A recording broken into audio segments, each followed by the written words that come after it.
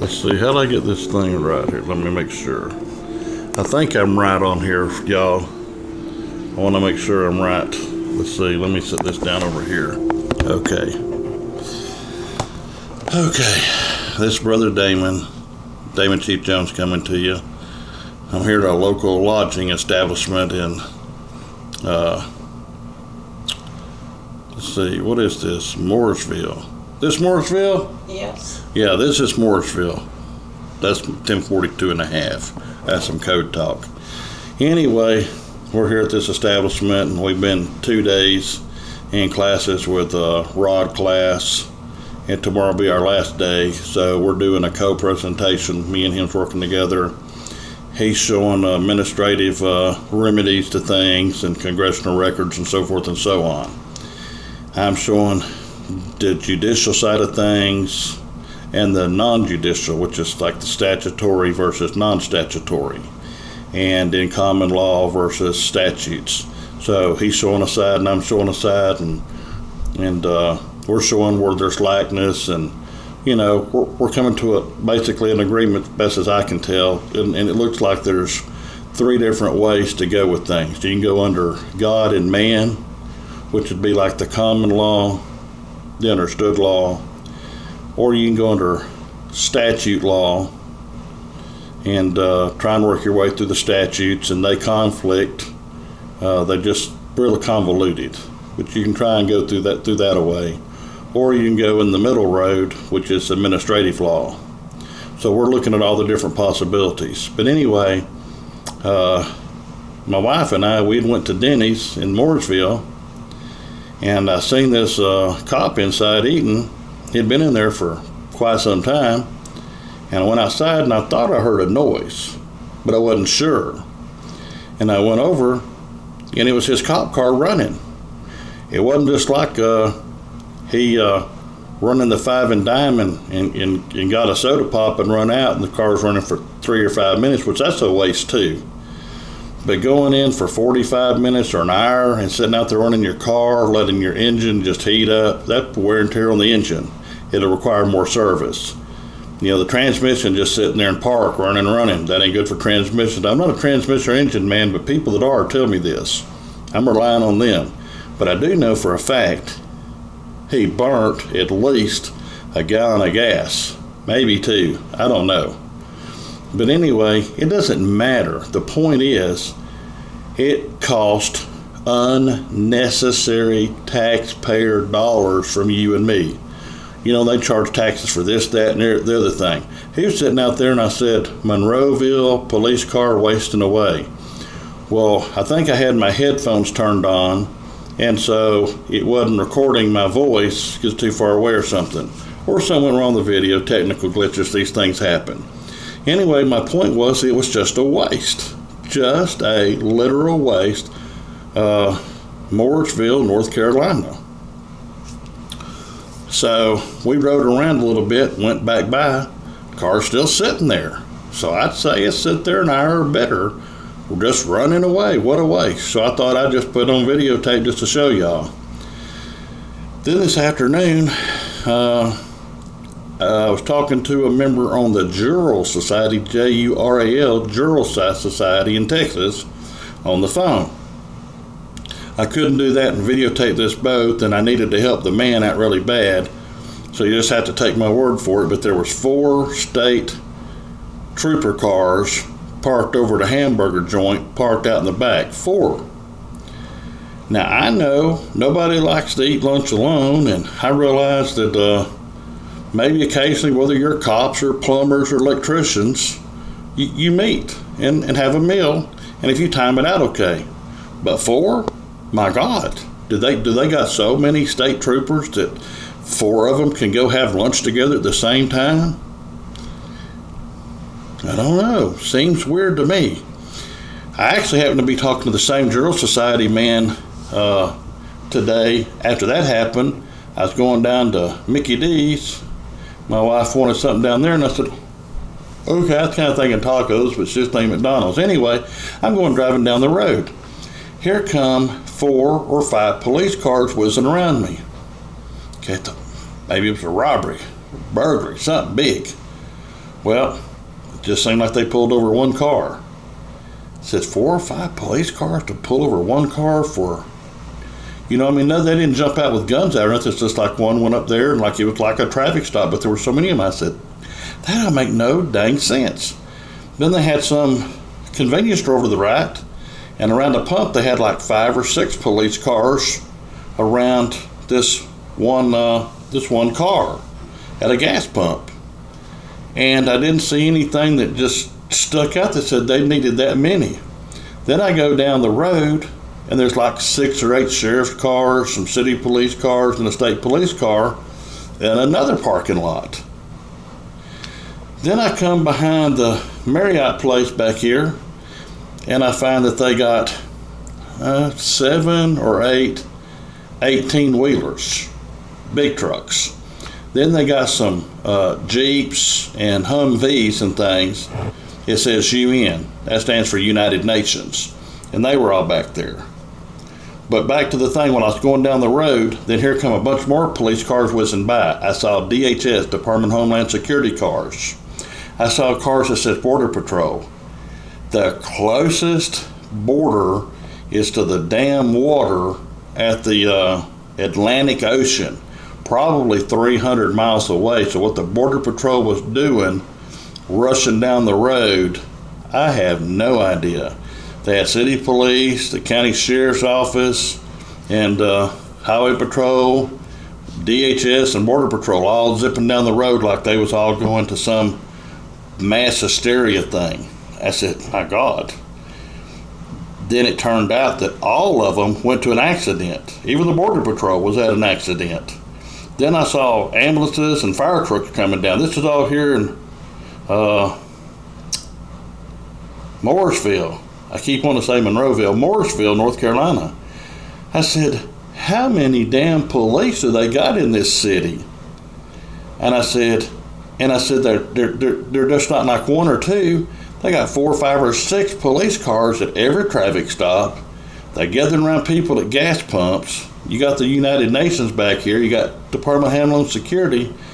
And so I'm telling my friend on the phone all this stuff.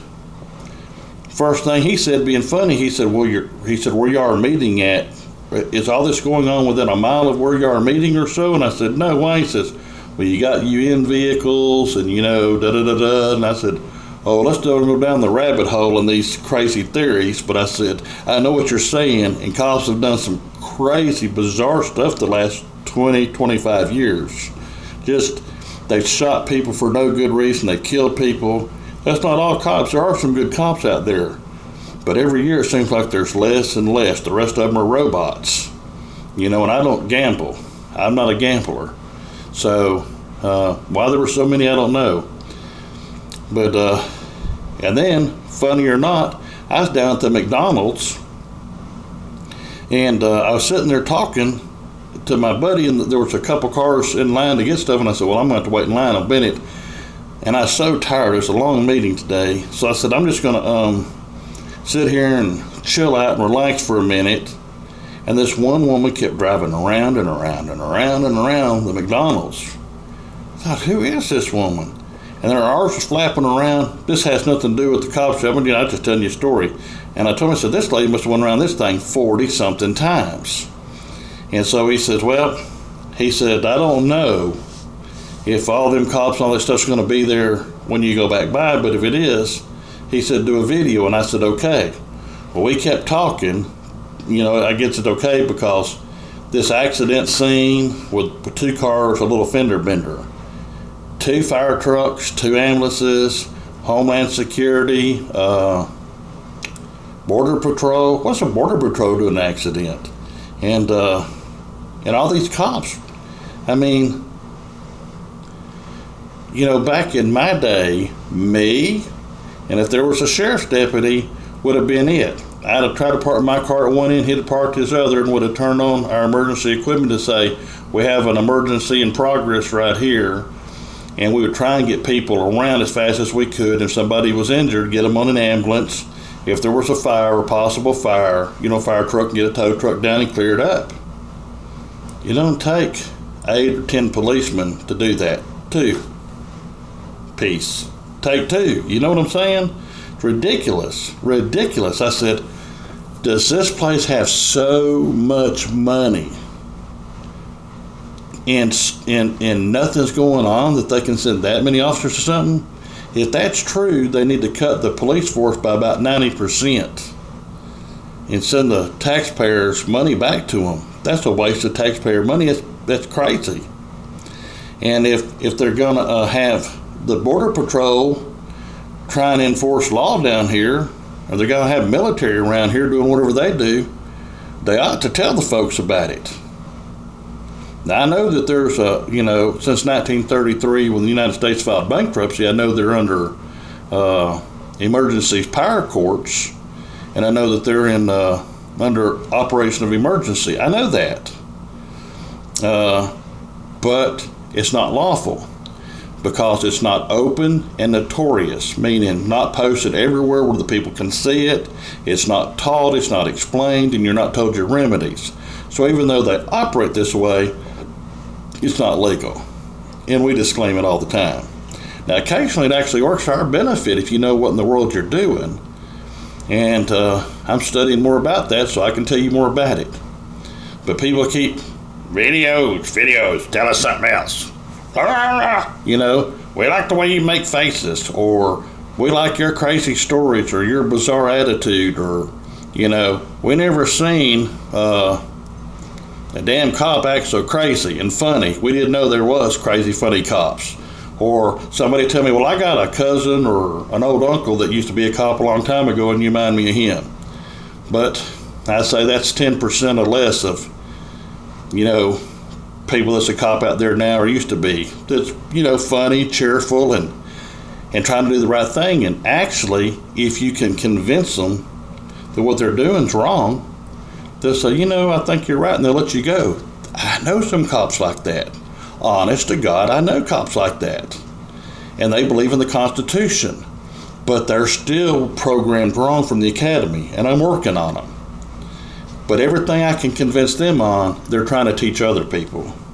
So there's still hope. There's a lot of hope out there. I'm working on it. I got a lot of other people out there working on it. I got people that's in the militia in probably half a dozen states that's trying to teach people. They're trying to teach militias how to be honest, true, and not be wild, not get a bad name for the militia, and to notify people things going on. And there is a proper place for the militia. Okay, and there's a proper place for juror societies.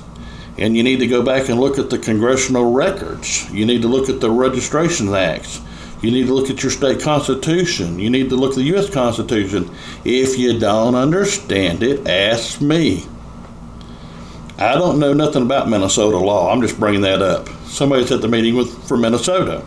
So I'm saying, should the man or woman from Minnesota say, well, there's this paragraph in the Minnesota Constitution, I don't know what it means.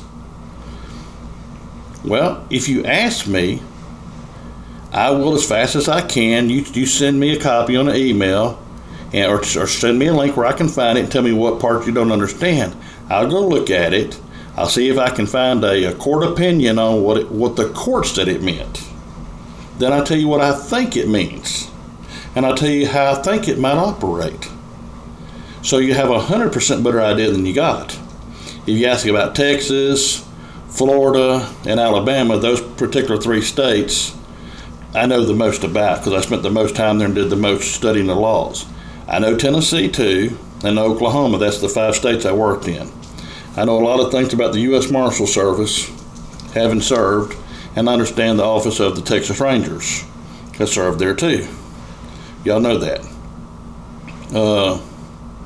I ain't a judge, I ain't no lawyer, don't want to be. I don't got no medical license, no law license. Well, there ain't no such a thing as a law license. They do have medical license, but I believe that's totally bogus too, because you can't license health. You can't license living.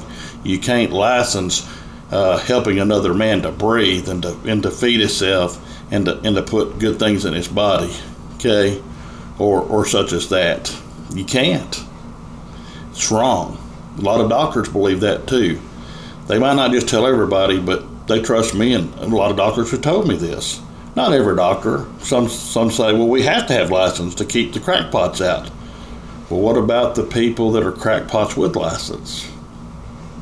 Ever think of that? And then, you got certified police in some states. In some states, they have a license. So they're saying it's a privilege to be a policeman. It's just like a driver's license. You take this test and training. If you pass, we'll give you a license. But if you have this in your background or that in your background or whatever, we're not going to give it to you. But once you get it, you kind of got the carte blanche, and you can go crazy and do lots of things you ain't supposed to do. But they want to make sure it's good when you went in. It's crazy. I'll go into that one day, but look, I am tired and I'm wore out. But I didn't want people saying that thing about the car wasting away and say, that's idiotic, there ain't no audio on it. And I did a thing in the comment about it. And sometimes on my smartphone, which is what I do a lot of stuff on because my computer's old and I ain't got no funds to fix it. But I still do got my buddy. He's going to get me one. I think I'm down to about a week or so of him getting it, provided his funding comes through. But I got a buddy that's going to do that. And I got some people here in the last little bit that gave a little donation here and a little donation there. Ain't nothing to write home about, but it ain't nothing to sneeze at neither. I thank God, $1, that's helpful. And if you send me $1, I'm just going to be so thankful I don't know what to do. You send 10, I get crazy. I mean, I'm just for the little stuff. Hey, if you got 20 cents and you send it, I thank you for that. I don't despise the little things. All that stuff adds up. I love all you people. And to some people that were nasty and call me bad names, I love you and I'm praying for you. Your issues sometimes are bigger than I can help with, but they're not bigger than God can help with. So if you're religious or non-religious, you can listen to me. I'm still telling the truth. Okay? Well, God bless you, and if you don't believe in God, may the blessings of nature and mercy and love and joy and greatness fall upon you in a great and mighty way. And if you believe in God, may Jesus bless you and carry you all the days of your life. So say, I'm trying to reach everybody. Till next time, I'm seeing you. Peace out. Love you. Be cool.